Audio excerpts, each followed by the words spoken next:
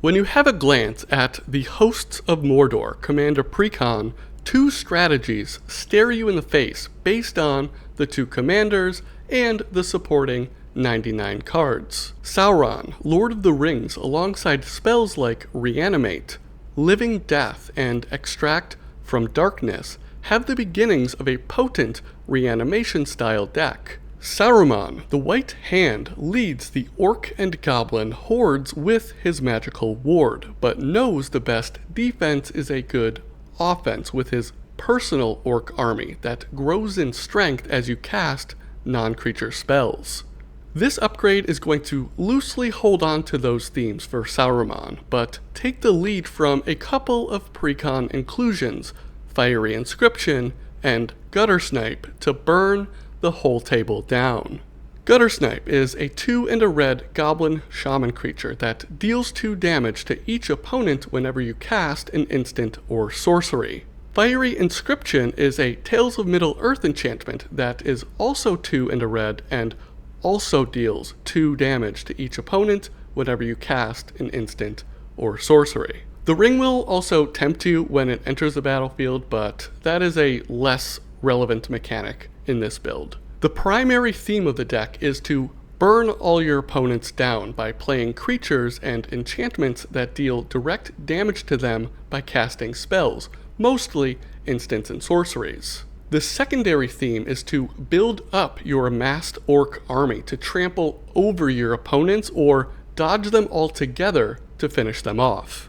The intention of this build is to inspire creativity and give you avenues to express yourself through magic while still featuring cards from the set, because new cards are fun, what can I say? If you wanted to sit at any table and take home the dub, this isn't going to be the right video for you. I mean, it's a $50 upgrade video. What do you expect? Okay, with that out of the way, let's get started with the creature additions. Gandalf the Grey can do one of 4 things that hasn't been chosen each time you cast an instant or sorcery: tapping or untapping a target permanent, dealing 3 damage to each opponent, copying a target instant or sorcery you control, or returning the creature to the top of the library. I'm a big fan of all of these options, and it really opens the door for some explosive plays. Sulfim, Mayhem Dominus, is a master of burn by doubling non-combat damage to opposing permanents and players. It can also go indestructible to give it some real staying power on the battlefield. Electrostatic Field deals 1 damage to each opponent when you cast an instant or sorcery, as does the Erebor Flamesmith, released in the Tales of Middle-earth set. The Kessig Flamebreather ups the stakes by dealing 1 damage to each opponent whenever you cast a non-creature spell. The last addition is Mauher, Uruk-hai Captain, which is not burning anytime soon, but I feel is a strong value add for the amassing orc army as you cast non-creature spells, especially because half of the instants and sorceries are 1 or 2 mana, where having that additional counter will have a bigger impact. Law of diminishing returns and all that. We are removing creatures now, and most of the high mana creatures are getting cut. Monstrosity of the Lake is a creature I desperately want to utilize with its stunning ability, probably in some Azorius blinking concoction, but not with Saruman. Inferno Titan does do some burning, but there are way cheaper ways to deal 3 damage. Scourge of the Throne is incredibly strong in decks that want that additional combat phase, but this is just not one of those decks. Troll of Khazad Doom has that super menace ability, and the 1 mana swamp cycling is pretty sweet, but combat, again, really isn't the angle for this list. Voracious Fell Beast could go crazy against 3 Voltron commanders, but the payoff isn't going to be that high most of the time. Rampaging War Mammoth is a spell I really like in the reanimation version of this deck, with its artifact destroying cycling ability, but not what we're after here. Nullspine Dragon was a tough cut because the upside is so high, and if there was 1 creature I could be argued into re-adding, it would probably be this bad boy. Now for the cheaper creatures. Goblin Cratermaker, Merciless Executioner, Hostage Taker, Anger, and Shelob, Dread Weaver aren't helping with the whole burn angle, so they'll be sitting this one out. I'm excited for this part because there are no removals, only additions. Let's get into Planeswalkers. Quick side note, please subscribe to the channel right down there. Professor Onyx is nasty with her Magecraft ability, having opponents lose 2 life and gaining you 2 life for every instant or sorcery spell cast. Her +1 is card advantage, which you love to see.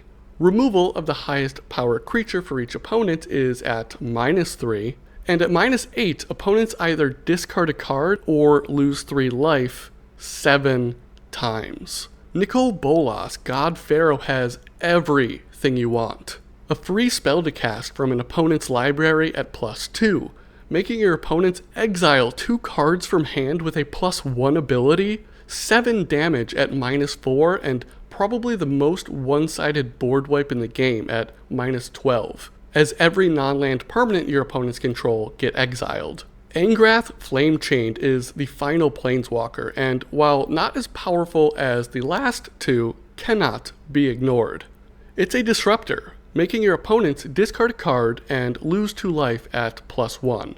At -3, you take control of a target creature and sacrifice it during your end step if its mana value is 3 or less. A spotty ability, but could come in handy. And his ultimate at -8 make opponents lose life equal to the amount of cards they have in the graveyard, which could very well end the game on the spot. Okay, let's get into sorceries with 4 additions. The first is Preordain.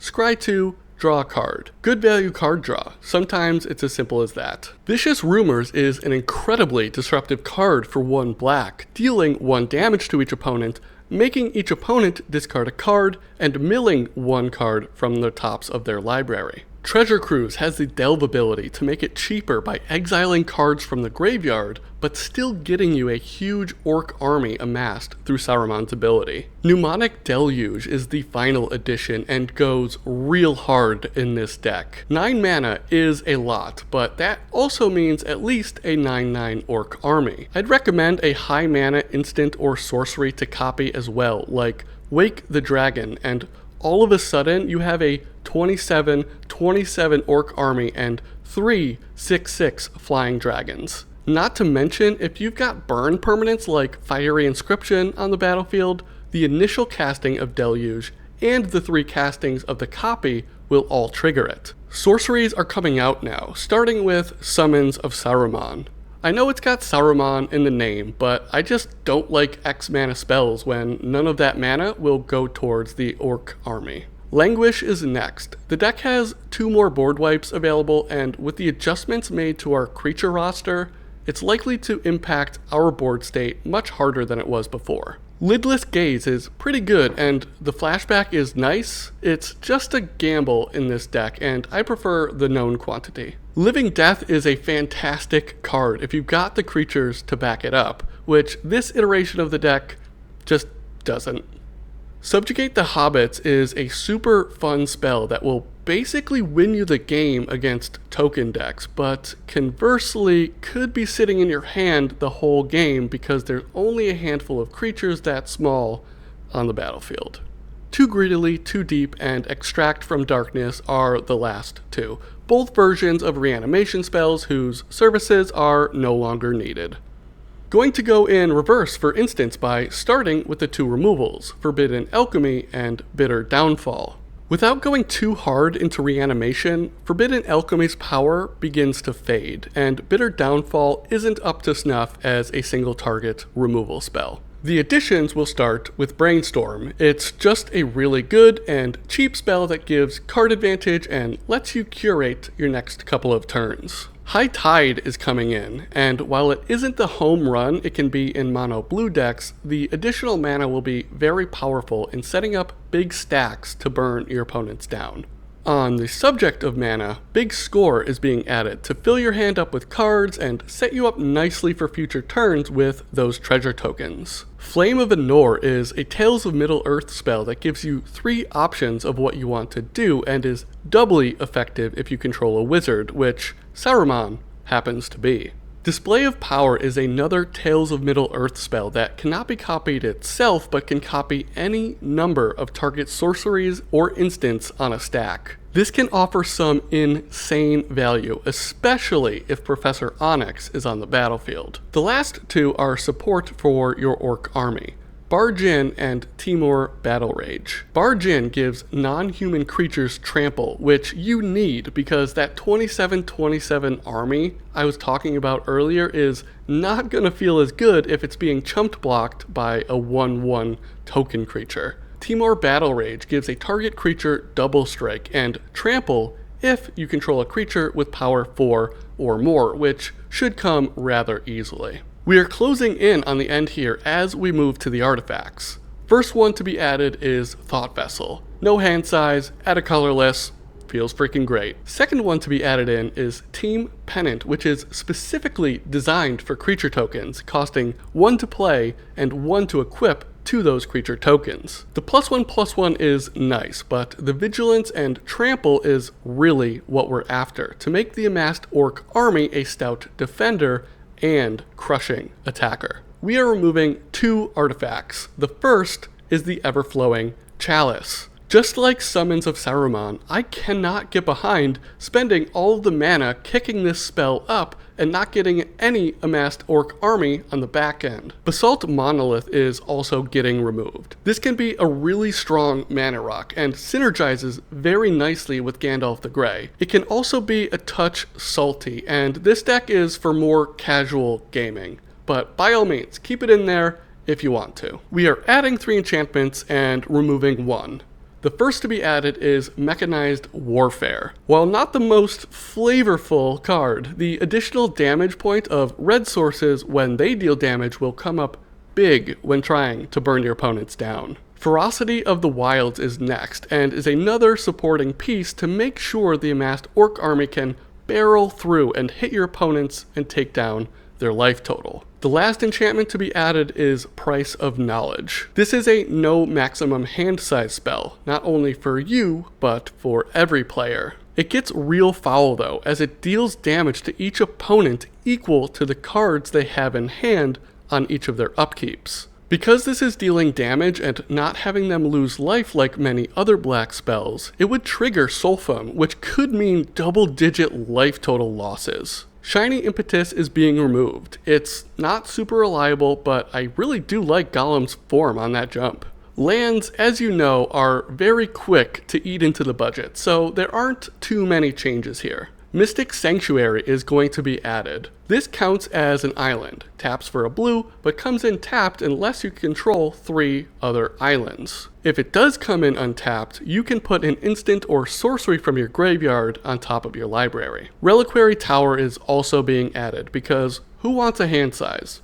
Not this guy. 1 island and 2 swamps are being removed, and to fix the mana, 2 mountains are being swapped in for 2 more swamps. And there it is, totaling up to $52.41. You got 27 added into the deck and 27 taken out. The deck list can be found in the description below. That also includes a couple dozen other cards that were considered in the making of this video. Please subscribe to the channel, please like the video, and let me know in the comments what cards you would have added to Burning Saruman.